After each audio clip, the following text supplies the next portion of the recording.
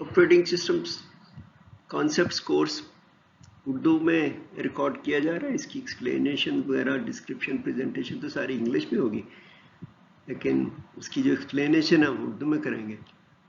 ये बुनियादी तौर पे ये BS लेवल का कोर्स है जी, और टॉपिक्स वाइज इसके जो लेक्चर्स हैं वो रिकॉर्ड किए जा रहे हैं। नॉर्मली ये जो कोर्स है उसको हमने 5 सेक्शंस में, हिस्सों में तकसीम किया हुआ है।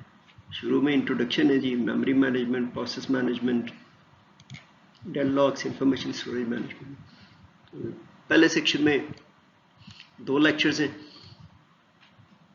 पहले लेक्चर में ऑपरेटिंग सिस्टम का ओवरव्यू कंप्यूटर सिस्टम के हवाले से, फिर फंक्शनैलिटी, फंक्शन प्रोवाइड किए जा रहे हैं, जो भी सर्विसेज प्रोवाइड किए जा रही हैं वो सारी चीज़ें डिस्कस की जाएंगी। फिर OS पिछली 5-6 दहाइयों से कैसे डेवलप हुए, हिस्टोरिकल तरीके तनाज़ुर में इनको देखेंगे, और जो हार्डवेयर में एडवांसमेंट्स होती रही हैं, रिसोर्सेज अवेलेबल होते रहे, उसी तरह फिर जो कंट्रोल प्रोग्राम, ऑपरेटिंग सिस्टम जिसको कहा जाता है, वो डेवलप हुए। तो फिर हम देखेंगे कि जी वो कैसे ऑपरेटिंग सिस्टम्स मुख्तलिफ़ किस्म के डेवलप किए गए हैं रिसोर्सेज को मैनेज करने के लिए। फिर उसी की बुनियाद पर जी जब प्रोग्राम को मेमोरी में रख दिया जाता है तो प्रोसेस बन जाता है। तो प्रोसेस ड्यूरिंग मेमोरी रेजिडेंसी वो मुख्तलिफ स्टेट से होते हुए टर्मिनेट होता है। तो उन सारी चीज़ों को डिपिक्ट करने के लिए प्रोसेस मॉडल डिवाइस किए गए, 3 स्टेट या 5 स्टेट प्रोसेस मॉडल कहते हैं। हम उसको एक्सप्लेन करेंगे और फिर साथ में मैप करेंगे ये डिफरेंट टाइप्स के जो ऑपरेटिंग सिस्टम्स हैं, वो देखेंगे कि ये प्रोसेस मॉडल्स में वो कैसे मैप होते हैं। और उसी प्रोसेस मॉडल की मदद से हम ये भी देखेंगे कि ये जो ऑपरेटिंग सिस्टम है नॉर्मली रिसोर्सेज की यूटिलाइजेशन एफिशिएंटली कर रहे हैं कि नहीं। फिर नेक्स्ट सेक्शन है जी मेमोरी मैनेजमेंट का। उसमें सबसे पहला लेक्चर हमारा मेमोरी एड्रेसिंग का है, क्योंकि वो बहुत ज़रूरी है कि हमें मेमोरी की टाइप्स के साथ साथ फिर ये भी पता हो कि ये मेमोरी एड्रेसिंग कैसे करते हैं। बिट्स मैनिपुलेशन, इंटरप्रिटेशन हमें खुद भी पता होने चाहिए, अदरवाइज़ तो इंटरनली एड्रेस बिट्स ही इंटरप्रेट होती हैं। हम इसको फिर वो थोड़ी सी बेहतर अंडरस्टैंडिंग के लिए बाइनरी डिजिट्स को हेक्साडेसिमल कन्वर्जन्स करते हुए देखेंगे कि हम ह्यूमन फॉर्म में कैसे आसानी से डिफरेंट मेमोरी साइजेस को इंटरप्रेट कर सकते हैं और उनके एड्रेसेस वगैरह कैलकुलेट कर सकते हैं। फिर इसके बाद जो है हम देखेंगे कि जी जो मेमोरी है कैसे एलोकेट की जाती है, क्योंकि किसी भी वक्त में एक से ज़्यादा प्रोग्राम्स मेमोरी रेजिडेंट होते हैं।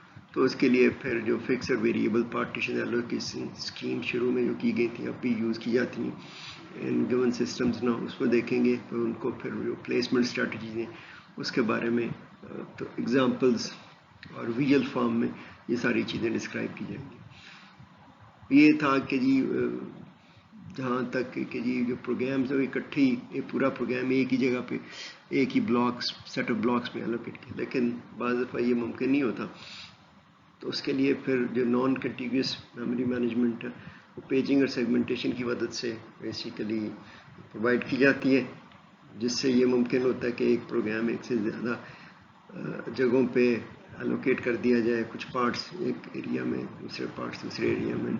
तो उसकी फिर बेसिक डिस्कस करेंगे। फिर हम देखेंगे कि जी नॉर्मली वही जो बिट्स होती हैं बेसिकली एड्रेस स्पेस की, उसको indirectly by using pages and segments कैसे लॉजिकल एड्रेस को फिजिकल एड्रेस में ट्रांसलेट किया जाता है। हम उसकी छोटी सी एग्जांपल्स डिस्क्राइब करेंगे और उसकी मदद से फिर हमें वो जो binary to hexadecimal conversion and hexadecimal notation में हम ह्यूमनली बड़ी आसानी से ये चीज़ों को कर सकते हैं।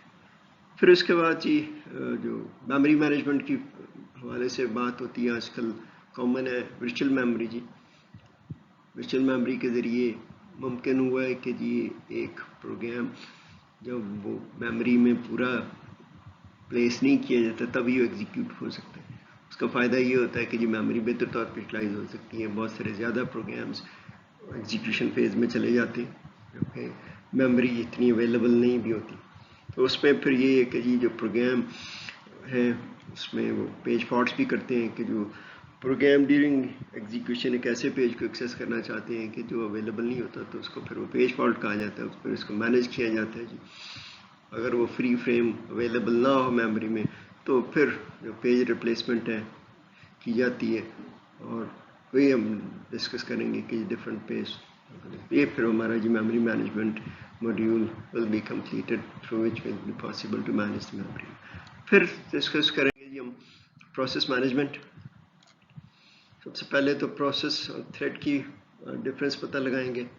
پھر ہم دیکھیں گے کہ جی جو ڈفرینٹ لیول کی اسکیجولنگ ہوتی ہے وہ کیا ہوتی ہے، پروسیس کو پھر ہم کیسے اسکیجول کرتے ہیں، کیونکہ ایک سے کسی بھی وقت ایک سے زیادہ پروسیسز میموری ریزیڈنٹ ہوتے ہیں تو سی پی یو کس کو ایلوکیٹ کرنا، اس کے ڈفرینٹ اسکیمز ہیں، پھر ہر ایک کے پروز اینڈ کونس میں ڈسکس کیا جائے گا. نارملی پروسیسز جو ہے نا جی وہ شیئر کرتے ہیں، کیونکہ دیر از پہیا بار بار ایجاد کرنے کی ضرورت نہیں. کچھ لوگوں نے انفارمیشن ڈیٹا اگر رکھا ہوا ہے، پروڈیوس کیا ہوا ہے تو اس کو یوز کر سکتے ہیں. پروسیسز جو ہے نا آپس میں انفارمیشن شیئر کرتے ہیں تو ان کی پھر جو ساری کوآرڈینیشن کرنی پڑتی ہیں. ایشوز کیا آتی ہیں اگر کوآرڈینیشن نہ کیا جائے تو وہ بیسیکلی کریٹیکل سیکشن پرابلم ہوتا ہے. اس کو پھر ہینڈل کرنے کے مختلف طریقے ہیں، ہم ڈسکس کریں گے کہ سافٹ ویئر اپروچ کیا ہے، ہارڈ ویئر اپروچ کیا ہے، سیمافورس کیا ہیں، یہ ساری چیزیں ہم ڈسکس کریں گے. اور کسی بھی سلوشن کو جو نارملی کریٹیکل سیکشن پرابلم کو اس کو چیک کرنے کے لیے کلاسیکل پرابلمز ہیں وہ ہم دیکھیں گے کہ جی سافٹ ویئر اور سیمافورس کو یوز کرتے ہوئے کلاسیکل پرابلمز کے سلوشنز ہیں اس کو کیسے ویریفائی کیا جا سکتا ہے.